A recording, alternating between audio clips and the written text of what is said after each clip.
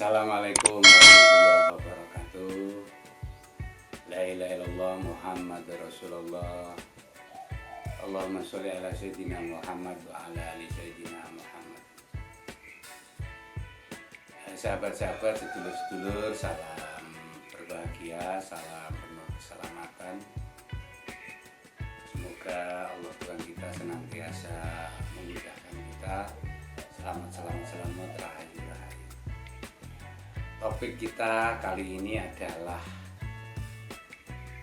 bagaimana kita memilih tempat tinggal atau hunian yang didasari oleh keilmuan. Barangkali di antara kita anak-anak muda, pasangan-pasangan baru yang sudah melakukan akad nikah, kemudian membangun keluarga baru, memimpikan tinggal di rumah yang baru yang berpisah dengan orang tuanya, itu adalah hal yang lumrah. Kita setelah nikah, bekerja, kemudian akan mandiri memiliki rumah yang akan kita tempati selamanya.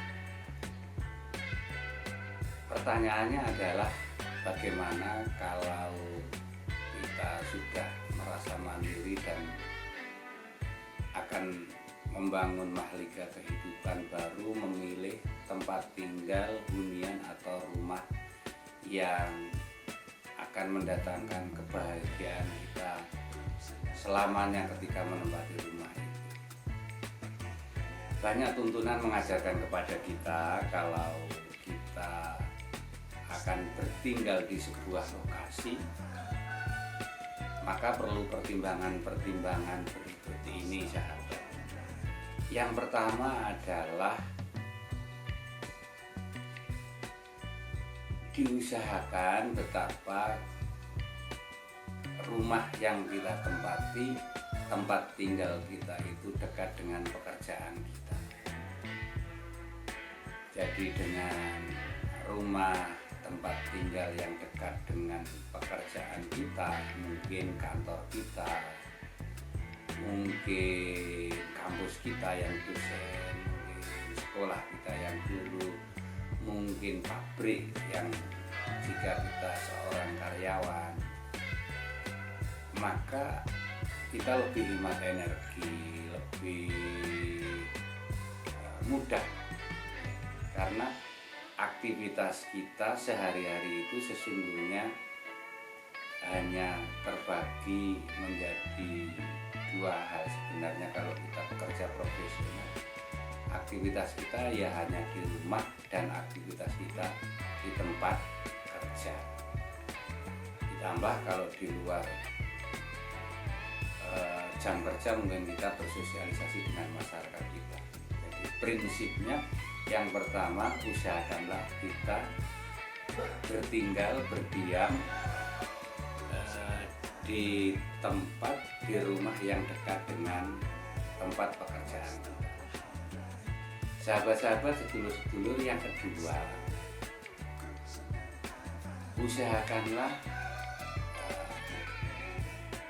lingkungan pertetanggaan kita, tetangga kanan kiri kita, depan belakang rumah kita, itu adalah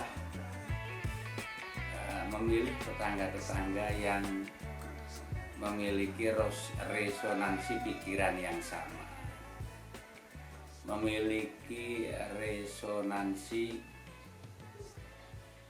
keyakinan yang sama, memiliki kesepahaman pikir yang relatif tidak ada jurang perbedaan yang jauh.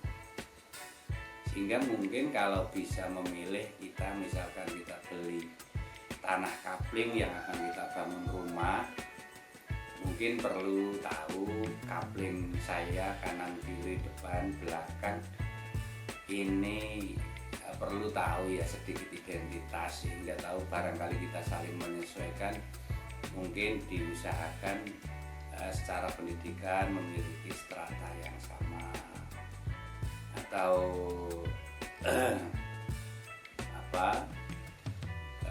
dari segi keyakinan keberagamaan yang relatif sama gitu ya. Persamaan-persamaan itu nanti di dalam bertetangga insya Allah akan banyak resonansi yang energi konflik itu tidak begitu memuncul ya. Tapi ini juga tidak gampang ya, ini kan bicara kita secara ideal ya, karena masyarakat kan tidak mungkin secara status sosial, secara pendidikan, secara wawasan berpikir sama kan tidak mungkin ya. Jadi kalau tidak sama ya kita lebih banyak berikhtiar untuk membangun kesadaran hidup bertoleransi. Di dalam banyak literatur bertetangga itu gampang karena resepnya kita ngalah ya. Kita banyak mengalah dan kita banyak memberi, itu yang membuat pertetanggaan akan lebih harmonis. Jika memang idealisasi pilihan idealisasi persamaan tadi yang tidak bisa kita wujudkan. Sahabat-sahabat, yang ketiga, ini banyak di kitab-kitab semua agama mengajarkan betapa tetangga yang soleh, tetangga yang baik, tetangga yang biasa melakukan kebaikan, bukan berbicara kebaikan. Tetangga-tetangga yang secara real, orang-orang yang dianggap memiliki keilmuan dan bertindak kebaikan itu sangatlah penting kalau kita bertetangga, karena resonansi orang-orang alim, orang-orang soleh ini mau ke arah kanan 40 rumah, ke arah kiri 40 rumah, ke depan 40 rumah, ke belakang 40 rumah, itu punya daya pengaruh kebaikan.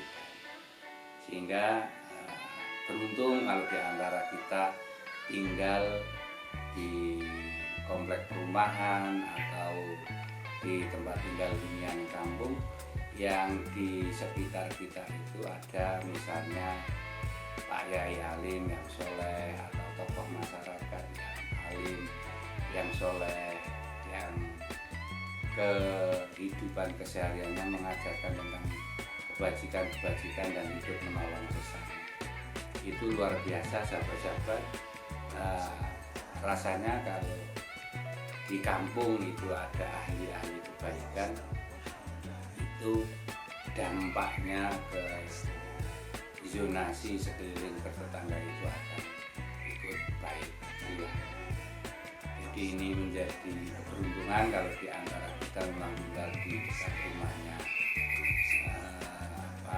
tokoh agama yang baik, bisa menjadi keteladanan masyarakat ataupun siapapun lah di tempat itu, walaupun kadangkala dianggap orang secara pendidikan rendah tapi kehidupannya sangat mudah menolong kanan kiri. Itu termasuk orang-orang yang disebut sebagai salihin, yang itu kemudian berdampak pada kehidupan bertetangga. Dan yang keempat, mungkin kita selalu rindu ya dalam kehidupan keseharian itu, selain sibuk di tempat kerja, sibuk di rumah mengurus keluarga, kemudian hidup bersosialisasi bertetangga, mungkin kita membangun perjamaah-perjamaah di sekitar kita, sehingga bertinggal yang relatif tidak terlalu dekat amat dengan tempat ibadah, ada sedikit jarak yang kemudian kalau kita jalan sangat mudah menjangkau. Itu juga bagian dari kenikmatan kita meninggali atau mendiami rumah kita. Bisa tempat ibadah, fasilitas umum, taman, atau ruang terbuka, ruang hijau terbuka di sekeliling kita. Itu bagian dari pembentuk kenyamanan hidup kita dalam mengisi hari-hari kita ini. Sehingga kesimpulannya adalah, jika kita hendak menentukan tempat hunian, rumah baru, maka pertimbangannya 4. 1, dekat dengan tempat pekerjaan. Syukur kalau pekerjaannya di rumah, tidak usah syarat yang pertama ini karena setiap hari kerjanya di rumah kayak programmer, youtuber atau orang-orang yang bekerja di home industry, UKM kecil yang dikerjakan di rumahnya sendiri tentu tidak menyarankan dekat dengan kantor atau pabrik atau tempat kerjanya karena memang kerjanya di rumah. Yang kedua syaratnya adalah kalau bisa ya, memang ini tidak gampang, diusahakan kanan kiri kita, tetangga kita itu adalah orang-orang yang memiliki resonansi kesepahaman yang sama, cara berpikir yang sama, sehingga relatif bahwa perbedaan konflik itu tidak terjadi. Kalaupun itu tidak bisa dilakukan, ya kita mengembangkan sikap toleransi. Yang keempat, ini sangat penting, yakni kita upayakan di lingkungan kita ada tokoh penting yang bisa memberikan pencerahan kita, yang memberikan tuntunan kita, yang memberikan keteladanan kita, sehingga inilah model rumah tangga yang akan memberikan pengaruh di sekelilingnya. Dan yang terakhir, kalau memungkinkan kita dekat dengan tempat ibadah kita, sehingga kita mudah untuk datang ke sana bersama-sama dengan tetangga kita.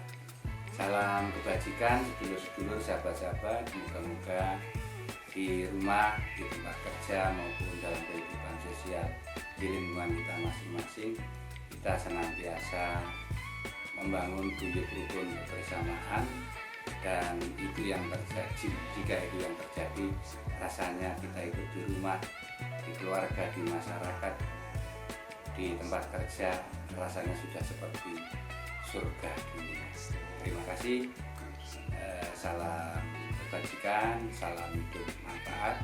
Semoga Allah Tuhan kita senantiasa mencukupkan. Terima kasih. Rahayu. Wassalamualaikum warahmatullahi wabarakatuh.